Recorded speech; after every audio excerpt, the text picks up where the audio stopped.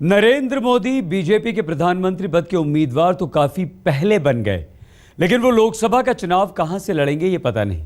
लेकिन ये जरूर पता है कि वाराणसी सीट पर घमासान मचा है। घमासान पाटलिपुत्र की सीट पर को लेकर भी आरजेडी में मचा हुआ है। हर जगह अदद एक सीट का बवाल है।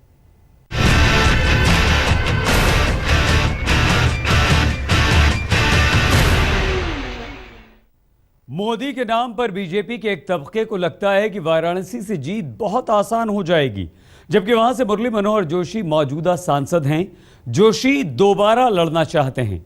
सूत्रों से आज तक को खबर मिली है कि जोशी ने बीजेपी की केंद्रीय चुनाव समिति की बैठक में इस मुद्दे को उठा दिया।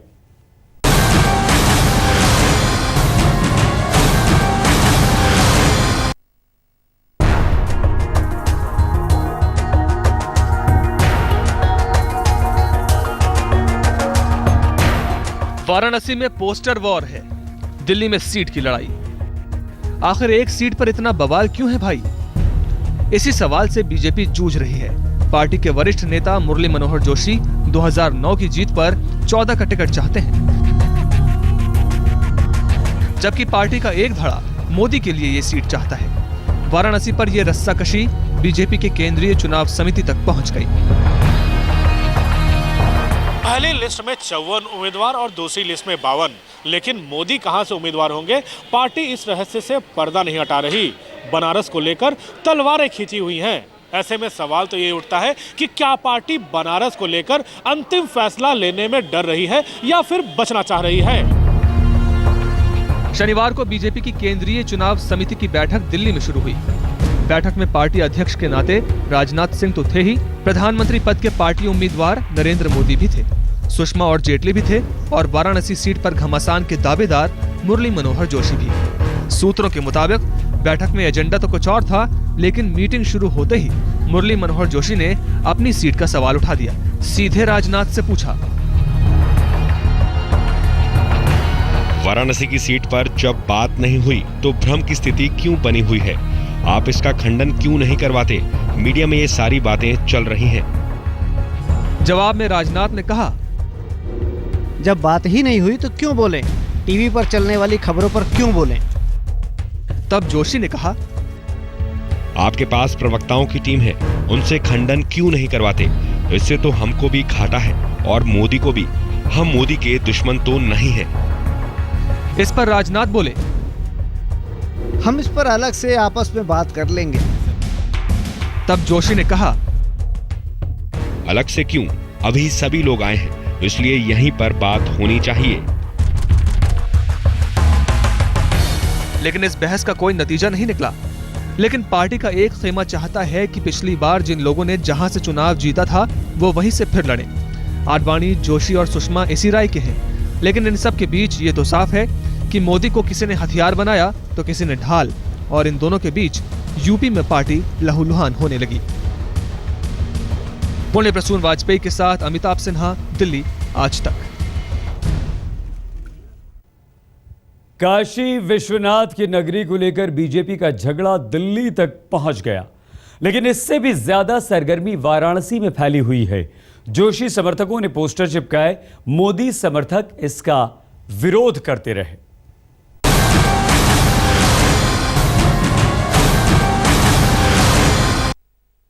इस विशाल जनसागर को मैं नमन करता हूं, आपका अभिवादन करता हूं।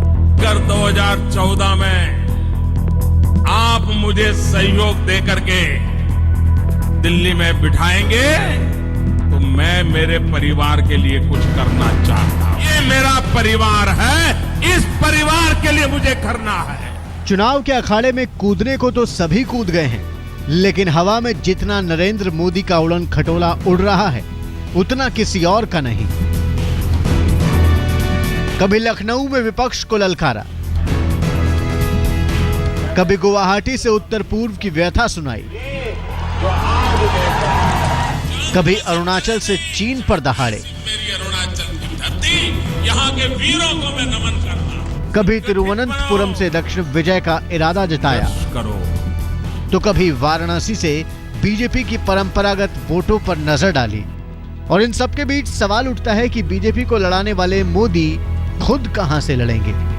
आखिर एक सीट का सवाल है तो एक सीट पर बवाल भी है। डॉक्टर जोशी हमारे धरोहरों में है। भाजपा की 3 धरोहर अटल, आडवाणी, मुरली मनोहर, वो धरोहर में है। यहाँ से सांसद हैं, उनका होली मिलन, होली आ रही है, उन्होंने भेजा है। देखिए भारत का प्रधानमंत्री कौन बनेगा। 16वीं लोकसभा का महायुद्ध तो बीजेपी मोदी के नाम पर लड़ रही है, लेकिन मोदी की सीट पर पार्टी में लड़ाई मची है। पार्टी का एक बड़ा धड़ा चाहता है कि मोदी वाराणसी से मैदान में उतरे। काशी विश्वनाथ की नगरी में परंपरागत वोट मिलेंगे, ध्रुवीकरण का फायदा होगा सो अलग से। जोशी ने वाराणसी से चुनाव लड़ने की पूरी तैयारी कर रखी है और पार्टी यही संकेत दे रही है कि मोदी भी वाराणसी से ही चुनाव लड़ सकते हैं। मोदी पीएम पद के उम्मीदवार हैं, इसलिए कहीं से भी मैदान में कूद सकते हैं। लेकिन सवाल तो ये उठता है कि इतनी उठापटक के बाद क्या मोदी का वाराणसी से मैदान में उतरना सही होगा। लेकिन काशी पर 80 पार के मुरली मनोहर जोशी ने अपने पांव जमा दिए हैं, बिल्कुल अंगद की तरह। जब इलाहाबाद छोड़ा तो वाराणसी में जोशी को पनाह मिली। 2009 का चुनाव वो जीत गए। अब उसी जीत की बुनियाद पर 16वीं लोकसभा में अपनी जीत को 16 आने पक्का कर लेना चाहते हैं। इसलिए वाराणसी में जगह जगह उनके पोस्टर लग गए। पोस्टरों में ही बाबा विश्वनाथ के आशीर्वाद की मंजूरी भी चिपका दी गई। लेकिन जोशी के जोश पर मोदी समर्थकों ने पानी फेर दिया।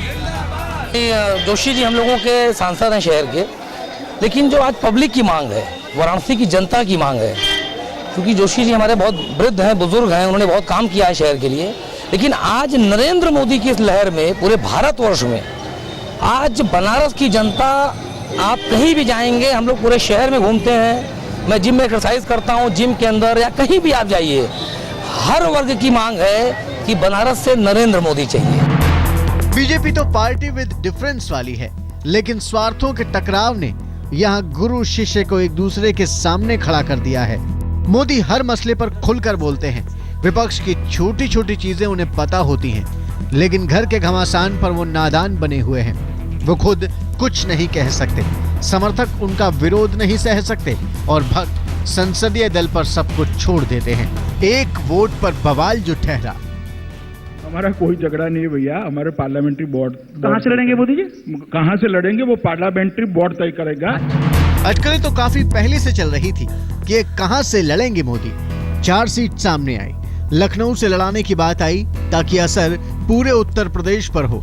80 सीटों का सवाल जो है, वाराणसी भी चर्चा में आया ताकि पूर्वांचल में अपनी कमजोर स्थिति को बीजेपी मोदी के नाम पर मजबूत बना ले। पटना से भी चुनाव लड़ने की चर्चा हुई ताकि बिहार में कमल खिलाने का मौका मिले। और एक सीट तो गुजरात में अहमदाबाद पूर्व की है, जहां से मोदी की जीत को सुरक्षित माना जाता है। उसी लोकसभा क्षेत्र में मोदी की विधानसभा सीट मणिनगर भी आती है। बाकी जगहों पर चर्चा मौन है।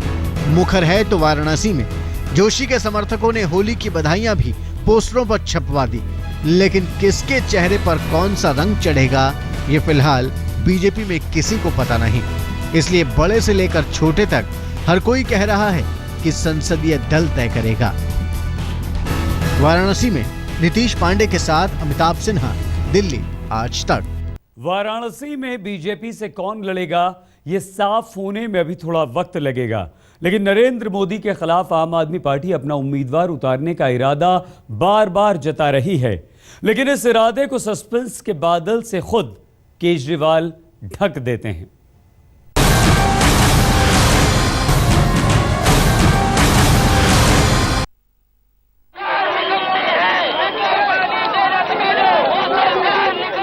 अब किसमें कितना दम है ये तो 16 मई को तय होगा, लेकिन आम चुनाव में बड़ी चुनौती का दौर चल पड़ा है।